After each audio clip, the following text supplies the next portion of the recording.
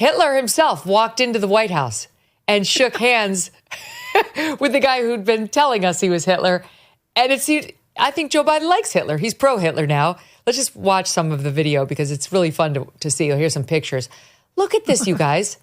They're happy. All smile. It's been a long time since I've seen Joe Biden this happy. Yeah. My friends, that right there on screen right is a Trump voter. Am I wrong? Prove me wrong. No, you're not wrong. I think they're planning a tea time at that moment. Yeah, they're going to settle it once and for all. They really should do that. That would be incredible.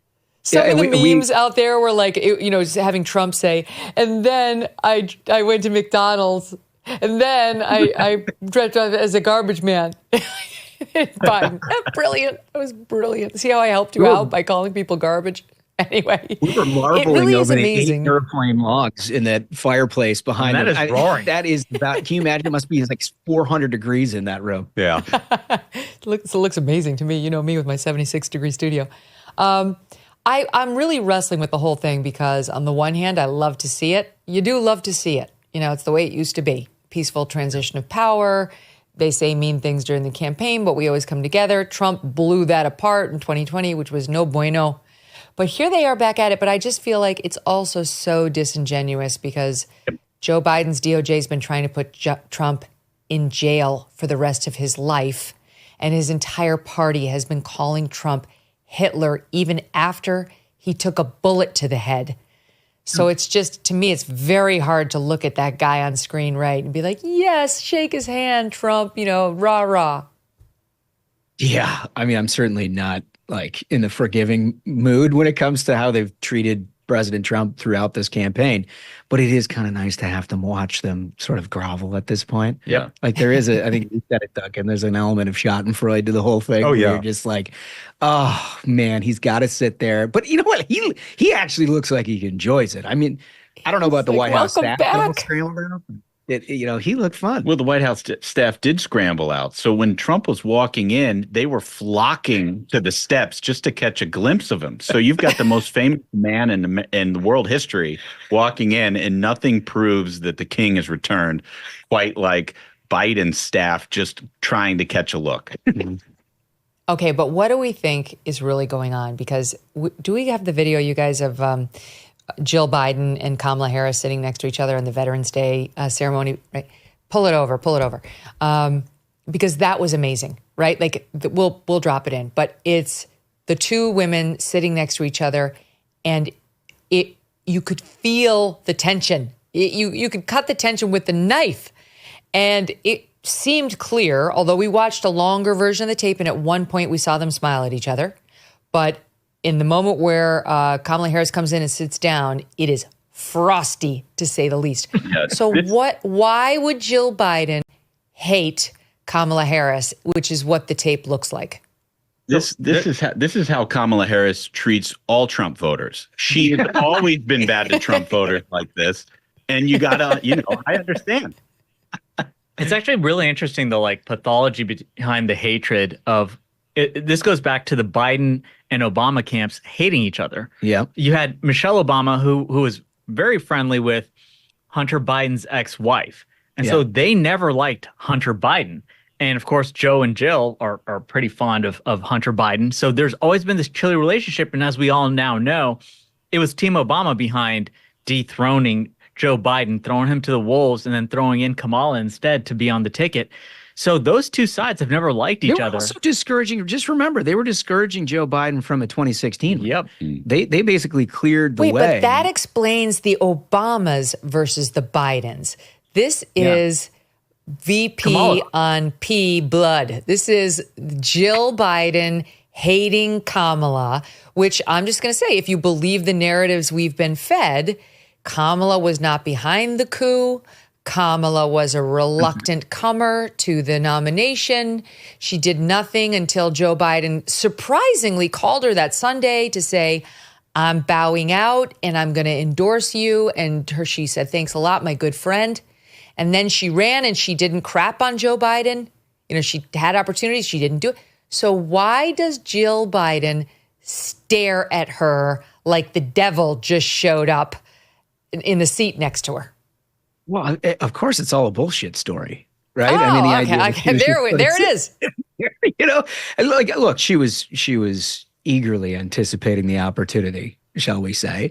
And it didn't start that way of her actually defending Joe Biden at all. If you looked at their convention, it was like all the problems that beset the American people is the old guy's responsible for all that. And I just showed up and I'm going to fix it all. It was a very much change message until you started getting these stories out of the White House, these process stories about how irritated the Bidens were with that brand of messaging, which I honestly think contributed to the ultimate gaffe of all gaffes that she made on The View, where she's like, oh, I can't think of anything I would do differently because of that sensitivity that had begun to set in because she knew the Bidens were so pissed off at the way she was handling it. The other thing is, now that she's lost, I mean, everyone on her team is like, Biden. First, they're like racists and sexists and Biden. Right? Yeah. So I think Jill is probably like, F right off, Kamala. Right. I mean, I don't think they really wanted her in the first place. No. Like, I think this goes back to 2020 and, basically the coup in the Democratic presidential primary that Biden executed with Clyburn from South Carolina after he got boat raced in Iowa and New Hampshire by Bernie Sanders and Pete Buttigieg and Amy Klobuchar. And then you get to South Carolina where Biden's going to do well. And suddenly all these people who beat him decide to get out of the race. And endorse him. And part of that deal was, I'm going to pick a black woman to be my vice president. Lo and behold, he picked probably the worst one in America. And she's not even black. She's not even black, as it turns out. JK, I don't. That's a Trump thing. Incompetent. You go back and read the reports out of the first 3.5 years of this administration about how she handled the job as vice president, the shouting matches she would get in with staff, the reams of research papers they'd prepare for her. Then she wouldn't read. She'd do poorly on camera and then complain to the staff. She had like a turnstile. The nasty lady. I just think Joe Biden is smiling now and Jill Biden is angry because, he's a very old Irishman, and a very old Irishman who's that stubborn loves being proved right. Mm-hmm. It's true. And he's telling himself and she's telling him that he would have won, that this was all unnecessary. He was right all along. She was, of course, always going to lose, and he could have won this thing. To my point of they welcomed Hitler, talking about how did Trump do it? How did he walk into that White House and shake his hand and magnanimously be like, politics is rough, but today's a nice day, and shake the hand of the guy trying to put him in jail through his DOJ.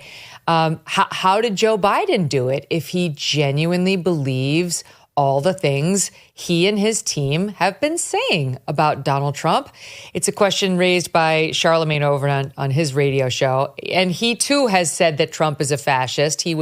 And he made Kamala say that Trump is a fascist. And now he's really wondering why no one actually meant it. Listen.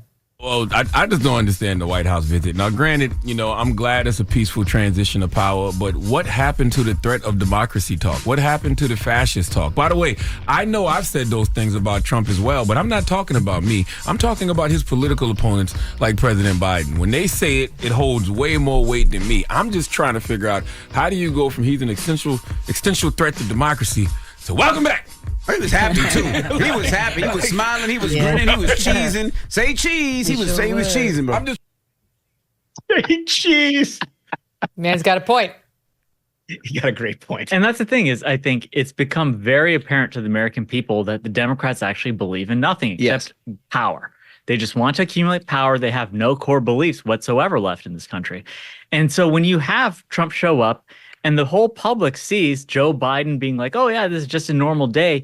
Well, I mean, weeks earlier, Joe Biden got in some trouble saying that, we should put Donald Trump in jail. Yeah. Right? So this shows that the Democrats were completely disingenuous. Their entire campaign, the cornerstone they made it was that Trump is a fascist. Trump is an existential threat. Well, clearly he wasn't if they're willing to welcome him back. This is not Germany in 1933. That's just what they do now is they malign their political opponents even after someone tries to assassinate President Trump. This is one of the instances in which I think Donald Trump is at his best because he could return serve and he could be rhetorically as negative as they were the entire last political campaign, but he chooses not to. And why?